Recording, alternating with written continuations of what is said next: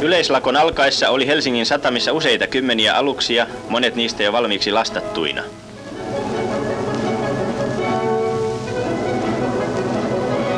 Saksalainen puutavaralastissa ollut alus jäätyi keskelle ajoväylää. Kauniisti heloittava kevätaurinko sulatti sen sijaan kaduilla olevan lumen ja jään, suurten vesilammikoiden vallatessa hoitamattomat ajoväylät.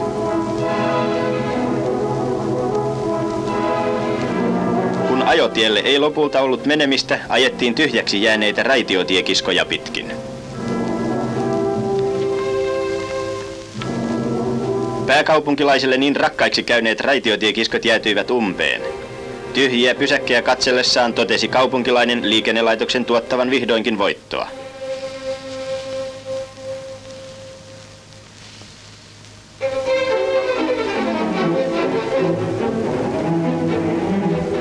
Katujen hoitamattomuus koitui varsin kohtalokkaaksi monille jalankulkijoille, mutta useimmille se aiheutti vain iloisen lennon.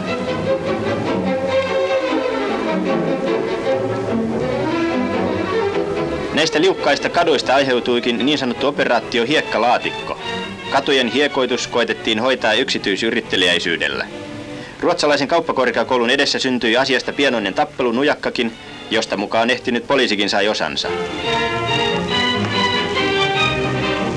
Lakon alkupäivät sujuivat rauhallisesti, mutta polttoaineen jakelusta aiheutuneet erimielisyydet johtivat viimein niin sanottuun bensiinisotaan. Lakonalaisiksi katsottuja kuljetuksia yritettiin estää ja mieslukuisesti valvottiin lakkomääräysten noudattamista.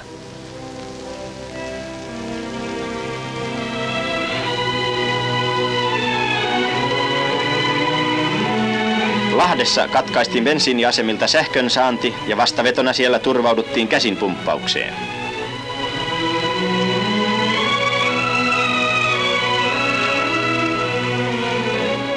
Bensiinisota huipentui Mannerheimin tiellä olevalla huoltoasemalla avoimeksi käsikähmäksi järjestysvallan ja äärimmäisyysainesten kesken.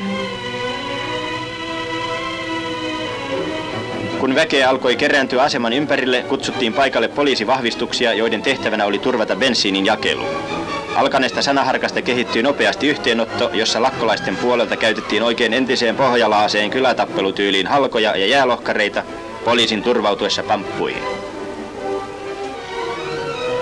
Kun paikalle kaiken aikaa kerääntyi sivukaduilta uteliasta yleisöä, katsoi poliisi aiheelliseksi turvautua ratsupoliiseihin tienoon tyhjentämiseksi. Väkijoukko hajantuikin nopeasti, kaikkein kiihkeimpien joutuessa tekemään henkilökohtaisesti tiliä edesottamuksistaan.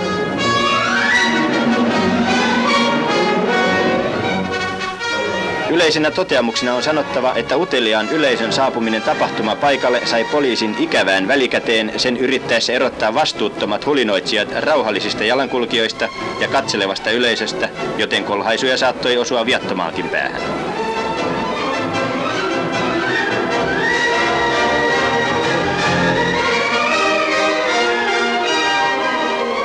Onneksi tällaiset tapaukset olivat verrattain harvinaisia.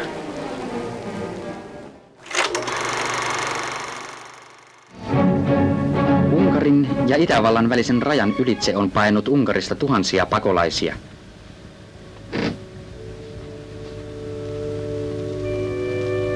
Tuskin lainkaan omaisuutta mukanaan heistä useimmat saapuvat juosten vielä viimeiset metrit. Pieniä polkuja pitkin ja tiettömien kukkuloiden ylitse he ovat vaeltaneet pakoon taisteluiden melskeitä. Perille päästessään ovat monet täysin nääntyneitä jännityksestä ja rasituksista. Jotkut ovat puolikuolleita kylmästä. Pakomatkalla kuluneet jalkineet voidaan vaihtaa uusiin ja heti rajan ylitettyään saavat pakolaiset ruokaa.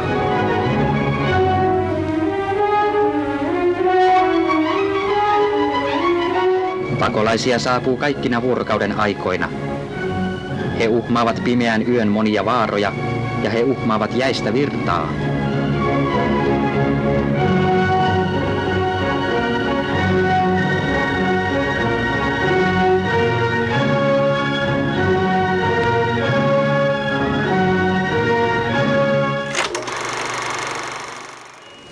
Toista päivänä marraskuuta 1956 hyväksyi tasavallan presidentti esityksen, jonka mukaan Suomi lähettää 250 miestä käsittävän yksikön Suezille liitettäväksi siihen kansainväliseen poliisivoimaan, jonka YK:n yleiskokous on päättänyt perustaa. Pääesikuntaan saapui eri puolilta maata lähes 1500 vapaaehtoisen hakemukset. Pääesikunnan komento-osastolla tarkastivat kapteeni Vähäjärvi, neiti Jantunen ja rouva Arakangas, että hakemukset ovat täydellisiä. Soveliaimmiksi katsotut kutsuttiin Helsingin merikasarmille yksityiskohtaisempaan tarkastukseen. Miehet ilmoittautuvat Suez-komppaniamme päälliköksi määrätylle majuri Kettiselle. Lähetettävien vapaaehtoisten kunto punnittiin muun muassa psykologisin kokein.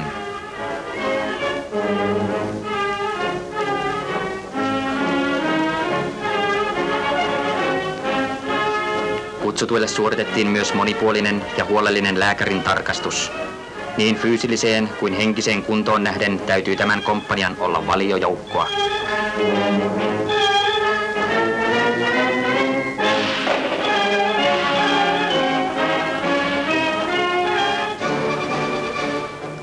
Komppanian kokoonpano on selvillä. Vapaaehtoisten joukosta tehdään sotilaallinen yksikkö. Varusteiden jako suoritettiin merikasarmilla Suez-komppaniamme huoltopäällikön kapteeni Lindemarkin johdolla.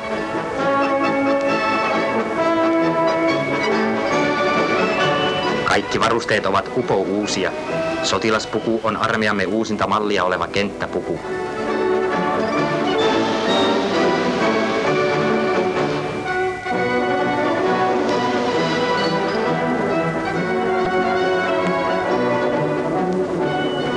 Aseistuksekseen jokainen mies sai konepistoolin. Upseerit saavat suomipistoolin.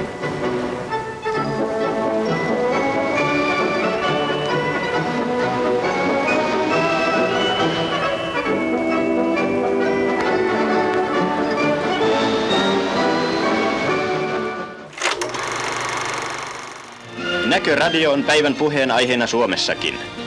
Vaikka emme voi puhua suoranaisesta televisiokuumeesta, kuten naapurimaassamme Ruotsissa, ovat meidän radiomiehemme ja suuri yleisö kiinnostunut television tuomista mahdollisuuksista saada elokuvat vaihtelevine ohjelmineen kodin seinien sisäpuolelle. Tavaratalo Stockmannille järjestettiin asiasta kiinnostuneille tilaisuus nähdä, kuinka televisio toimii. Paikalle oli tuotu lähetysstudio, jossa esitettiin erilaisia ohjelmia, joita sitten Näköradion välityksellä saatiin nähdä eri puolilla tavarataloa. Maamme on joutunut Näköradion osalta ikään kuin pussiin. Naapurimaissamme Ruotsissa, Neuvostoliitossa ja Neuvosto-Eestissä ovat televisioesitykset päässeet jo lapsen kengistään. Niiden ohjelmia on nähty meilläkin, onpa niinkin kaukaisten maiden kuin Englannin, Belgian ja Italian lähetyksiä voitu vastaanottaa, joskin verrattain heikkoina. Näköradio valtaa maailmaa ja sen tuomista iloista saamme kenties mekin pian nauttia.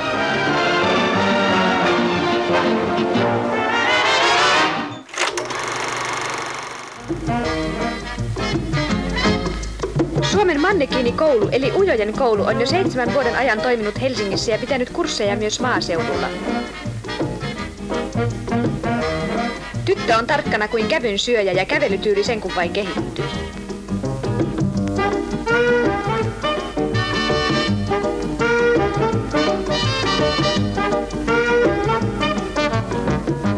Ujojen koulu on vapauttanut yli 7000 tyttölasta estoistaan.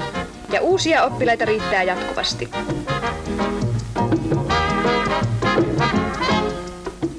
Rova Erlund opettaa nuorelle mannekiinikokeilaalle oikeata käsien asentoa. Tämän lisäksi kuuluu kurssin ohjelmaan etikettiopetus, plastillinen liikunta, puhetekniikka ja lyhyt kosmetologian kurssi.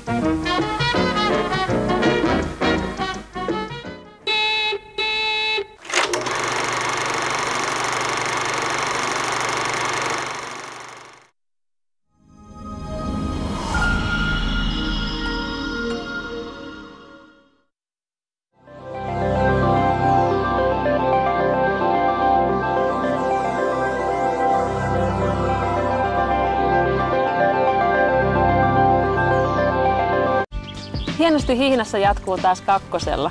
Ja tällä kertaa Minna näyttää, miten näitä koiria oikein koulutetaan ja minä säistän taustalla. Eli kannattaa todellakin katsoa.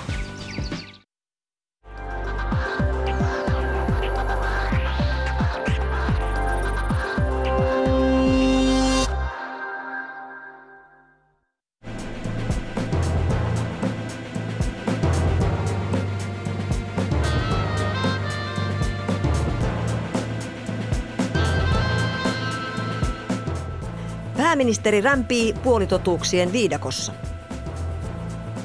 Morenia murentaa merimaisemaa. Sampo Terho menee Brysseliin Soinin jälkeen. Iranin uudistushaluiset mellakoivat. Kesärenki seilasi vasemmiston kanssa. Tämä on ajankohtainen kakkonen. Hyvää iltaa ja tervetuloa ajankohtaisen kakkoseen suoraan lähetykseen Tampereen Tohlopista. Iltaa. Vaaliraha Soppasevaan jatkaa porisemistaan. Tietoja keskustapuolueen ja sen keskeisten vaalirahoittajien suhteista tippuu hitaasti, mutta varmasti. Ja nyt puolueen puheenjohtaja ja puoluesihteeri roikkuvat löysässä hirressä ja tämä tietenkin rasittaa entisestään keskustan kenttäväkeä. Ja yhä enemmän on heitä, jotka epäilevät, pystyvätkö nämä herrat nostamaan puolueen kannatussuosta. Niinpä. Ja askelmerkit kohti Vanhasen ja Korhosen jälkeistä aikaa alkavat pikkuhiljaa hahmottua. Keskustan kansanedustaja Timo Kaunisto vietti eilisiltaan Naantalin keskustan kunnallisjärjestön kanssa Muumisaaressa. Tässä on osittain semmoista viimeisen taistelun makua, että todella on vähän niin kuin jaoteltu, ketkä on hyviä ja ketkä on pahoja. Sen mukaan oletko jonkun kannattaja vai oletko jotain vastaan. Tänään päivällä tapasin keskustan varapuheenjohtajan ympäristöministeri Paula Lehtomäen mansikkatilalla Kustavin lähellä. Myrsky on vähintäänkin kohtalainen. Ja ehkä tässä tilanteessa sitä vaikeutta lisää se, että se myrsky tulee ulkoapäin, mutta että selvästi sitä on myöskin meidän omissa joukoissamme. Ja se on tietysti puolueen yhtenäisyyden ja tulevaisuuden kannalta erityisen haasteellista. Soittokierros keskustan kenttäväelle kertoi sen, että monella keskustalaisella on nyt todella paha olla. Mulla on ollut semmoinen lapsen usko tähän puolueeseen, että kaikki menee tämän virallisen puolueorganisaation puitteissa ja meillä on Pääkallon paikalla puoluetoimisto ja sieltä sitten sovitaan piirien kanssa, kuinka esimerkiksi vaalirahoituksen kanssa toimitaan, mutta kyllä tämä todellisuus on ollut rehellisesti sanottuna aika järkyttävää, millä tavalla tässä on toimittu ja millä tavalla määrätyllä tavalla myöskin ehdokkaita on jaoteltu niihin, jotka saavat vaalirahoitusta ja niihin, jotka eivät saa vaalirahoitusta. Pitäisikö puoluesihteeri Jarmo Korhosen erota? On herännyt epäilystä, onko toimittu oikein ja onko kaikki tuotu julkisuuteen, niin minusta sen henkilö, joka vastaa vaalirahoituksesta ja sen organisoinnista, eli puoluesihteeri, niin kyllä pitäisi tehdä tästä omat johtopäätöksensä, mikä käytännössä tarkoittaa kyllä sitä, että puoluesihteeri pitäisi vaihtaa. Mikä sen uskottavuuden on vienyt? No minun silmissäni se on vienyt se, että ei ole kerrottu kaikkea.